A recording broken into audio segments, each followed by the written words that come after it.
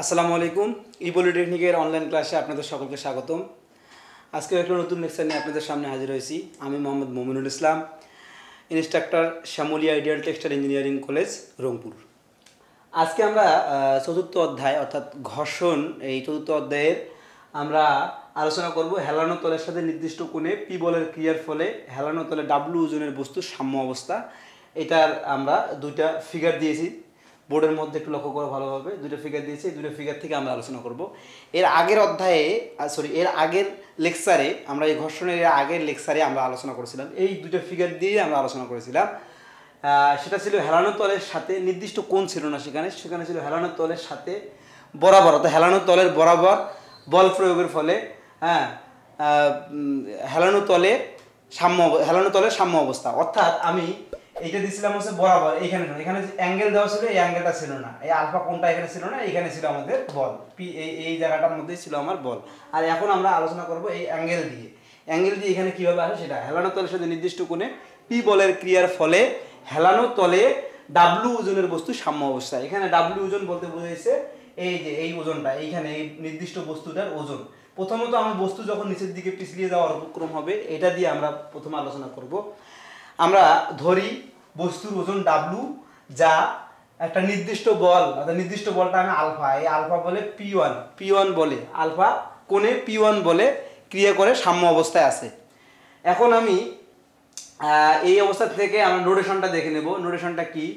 এই ডাব্লুটা হচ্ছে বস্তুর ওজন, এখানে থিটা হচ্ছে আনুভূমিকের সাথে হেলানো তলের কোণ, এবং n/r, এখানে আমি r অথবা n দিয়ে প্রকাশ করে লম্ব প্রতিক্রিয়া বল প্রকাশ করেছি, এবং মিউ ইকুয়াল টু বস্তু এবং হেলানো তলের মাঝের ঘর্ষণ সহগ। বস্তু এবং এই হেলানো তলটার মাঝখানে যে ঘর্ষণ সহগ, অর্থাৎ বস্তুটা পিছলিয়ে নিচের দিকে আসার সময় যে ঘর্ষণটা হচ্ছে সেটা, আর তোমার হচ্ছে ঘর্ষণ সহগ। আর হচ্ছে থিটা ইকুয়াল টু যখন ঘর্ষণ কোণ যেন mu equal two tan phi হয়, অর্থাৎ থিটা ইকুয়াল টু মিউ সমান tan phi আমি এখানে বোঝার সুবিধার্থে লিখেছি। তাহলে আমরা প্রথমত আলোচনা করব হচ্ছে এই এক নম্বরটা, অর্থাৎ বস্তু যখন নিচের দিকে পিছলিয়ে যাওয়ার উপক্রম হবে। প্রথমত আমরা দেই যে বস্তু যখন নিচের দিকে পিছলিয়ে যাবে, তাহলে আমরা এক্স এক্স অক্ষ বিবেচনা করি। তাহলে এক্স এক্স ড্যাশ অক্ষ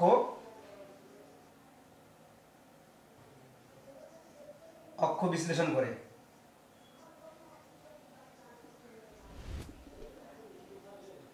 এক্স এক্স অক্ষ বিশ্লেষণ করে পাই আমরা। তাহলে আমরা এক্স এক্স অক্ষটা বিশ্লেষণ করলে কি পাই সেটা একটা দেখার বিষয়। এক্স এক্স অক্ষটা বিশ্লেষণ করব।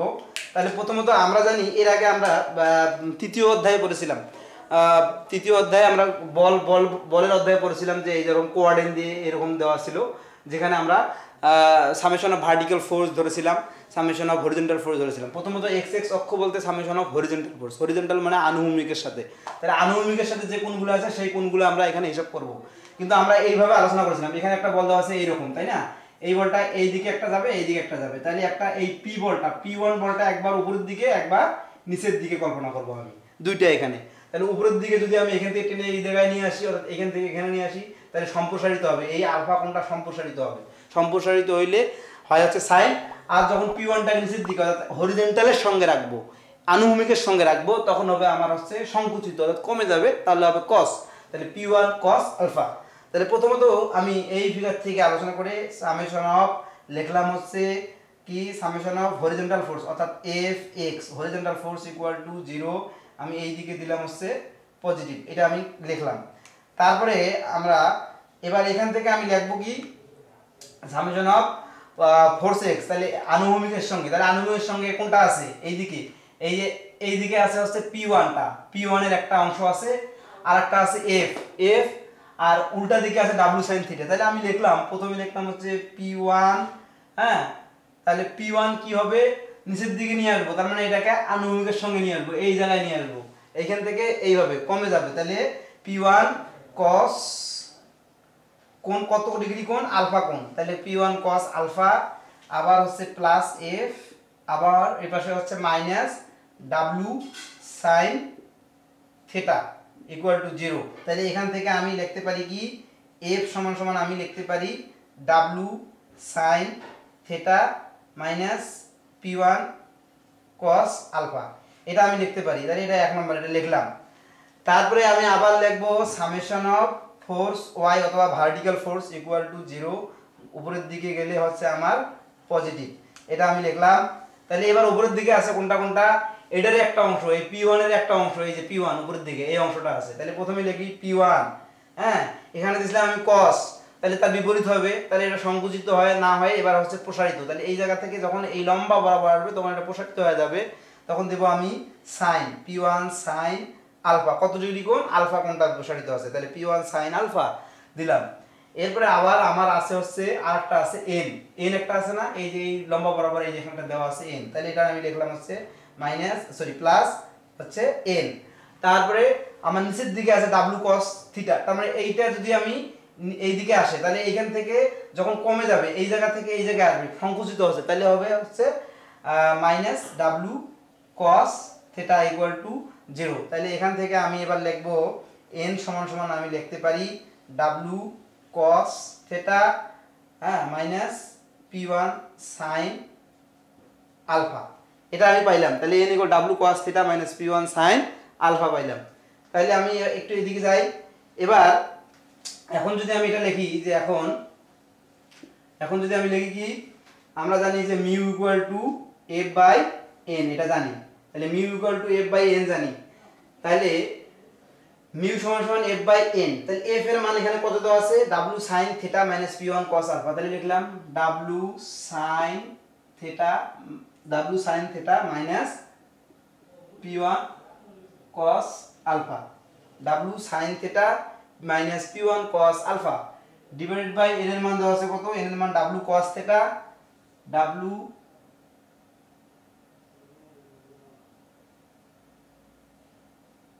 w cos theta minus P1 sin alpha.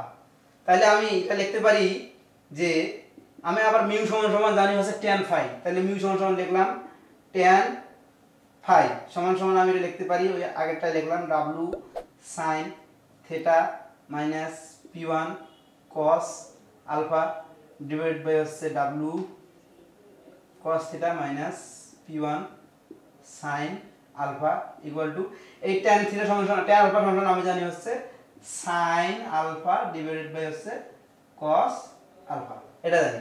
তাহলে tan থেকে ভাঙাইলে sin বাই cos পাওয়া যায়।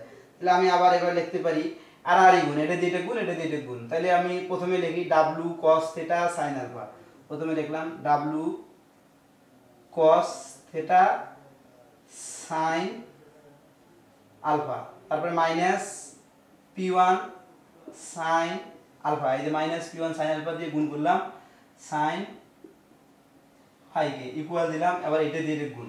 তাহলে w sin theta cos phi minus আবার এই যে P1 দিয়ে গুণ করতেছি cos phi, P1 cos phi আর হচ্ছে cos আলফা আর হলো cos phi, তাহলে এটা আমি পাইলাম। তাহলে আমরা এখান থেকে আমরা আর গুণ করলাম, এটার সঙ্গে এটা গুণ করলাম এবং এটার সঙ্গে এটা গুণ করলাম, এইটা গুণ করে আমরা পাইলাম হচ্ছে প্রথমত w cos থিটা সঙ্গে গুণ করলাম sin alpha, w cos theta sin alpha sin phi, আর মাইনাস এখানে মাইনাস দিলাম P1 sin আলফা এর সঙ্গে গুণ করলাম sin phi আর গুণ। তারপর আবার এখানে ইকুয়াল দিলাম দিয়ে এইটার সঙ্গে এইটা গুণ, তাহলে w sin থিটা, এই যে w sin থিটা লিখছি, এই যে cos phi লিখলাম, মাইনাস এই যে মাইনাস দিলাম P1, এই যে P1 দিলাম, তারপরে cos আলফা দিলাম এবং cos phi, এই cos phi দেখলাম। এবার আমরা এখান থেকে এটা করব কি, এখান থেকে এটা আমরা সাজায় লিখব। প্রথমত আমরা w sin থিটা এইটাকে আমরা এইদিকে নিয়ে যাব, তাহলে লিখলাম w sin থিটা আর হচ্ছে cos phi মাইনাস w এইটা লিখব minus w cos theta sin phi, তাহলে এইটাকে এই দিকে নিয়ে গেলাম এবং এটাকে এবার এই দিকে নিয়ে আসবো, তাহলে কি হবে equal to P1 cos alpha আর হচ্ছে cos phi আর এটা হচ্ছে মাইনাস, তাহলে minus P1 sin alpha sin phi. তাহলে এবার আমরা এই দুটো থেকে একটা কমন নিই, ডাব্লু কমন নিলাম। ডাব্লু কমন নিলে হয় sine theta cos phi minus cos theta sine phi, এটা থাকলো। আবার ওখান থেকে p1 কমন নেই, p1 কমন নিলে হয় হচ্ছে কস আলফা কস ফাই আর হচ্ছে minus sine alpha sine phi, এই দুটো কমন নিলাম। মোটামুটি মনে হয় এখান থেকে এটা বুঝতে পারছো সবাই। এখান থেকে ডাব্লু কমন নিয়েছে, এখান থেকে p1 কমন নিয়েছে। এবার আমরা এটাকে লিখবো কি, তাহলে W sine A cos B minus cos A sine B. তাহলে সাইন এ কস বি সূত্রটা হচ্ছে এইরকম, sine A cos B minus cos A sine B equal to আমি লিখতে পারি ইকুয়াল টু আমি লিখতে পারি সাইন এ মাইনাস বি, এটা লিখতে পারি। তাহলে sine A cos B minus cos A sine B equal to আমি লিখতে পারি কি সাইন এ মাইনাস বি। তাহলে এখানে কি sine A cos B minus cos A sine B equal to আমি লিখতে পারি সাইন এ মাইনাস বি বলতে কি থিটা মাইনাস ফাই, এটা লিখতে পারি। তারপর আবার আরেকটা আছে p1, এটা আছে cos এ cos b মাইনাস sin এ sin b, মানে উল্টাটা। তাহলে এটা কি আছে, এটা ছিল এই cosটা এই পাশে ছিল আর sinটা ওই পাশে, তাহলে এখানে চিহ্নটা পরিবর্তন হবে sin a প্লাস b। তাহলে এখানে আমি লিখতে পারি p1, হ্যাঁ, তাহলে এখানে হবে cos, তার মানে এখানে আবার হবে cos, উপরে ছিল sin, এটা হবে আমার হচ্ছে cos, কি হবে a প্লাস b বলতে কি আলফা প্লাস ফাই, এটা হবে। তাহলে আমি এবার লিখতে পারি কি, লিখতে পারি p1 সমান সমান আমি লিখতে পারি w sin theta minus phi divide by লিখতে পারি cos আলফা প্লাস ফাই, এটা লিখতে পারি। তাহলে আমার এই জিনিসটা আমি পাইলাম কি p1 equal w sin theta minus phi cos alpha plus phi, এটা আমি পাইলাম। এই যে বস্তু যখন নিচের দিকে পিছলিয়ে যাওয়ার উপক্রম হবে, বস্তু যখন নিচের দিকে পিছলিয়ে যাওয়ার উপক্রম হবে, কোণ দেওয়া থাকবে, অ্যাঙ্গেল দেওয়া থাকবে, তখনকার জন্য ম্যাথ সমাধান করতে আমার এই সূত্রটা পড়তে হবে, p1 equal to w sin theta minus phi divided by cos alpha plus phi. এটা আমি পাবো বস্তু যখন নিচের দিকে পিছলিয়ে যাওয়ার উপক্রম হবে সেই ক্ষেত্রে।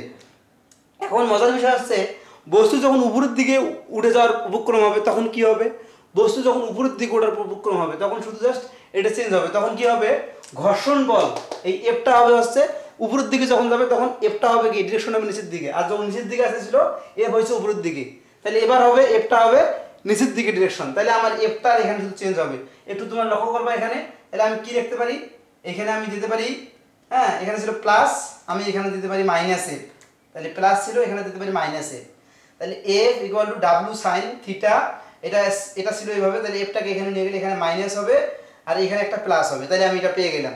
আর পরেরটা এটা ঠিক আছে, এটা যা ছিল তাই আছে, ঠিক আছে।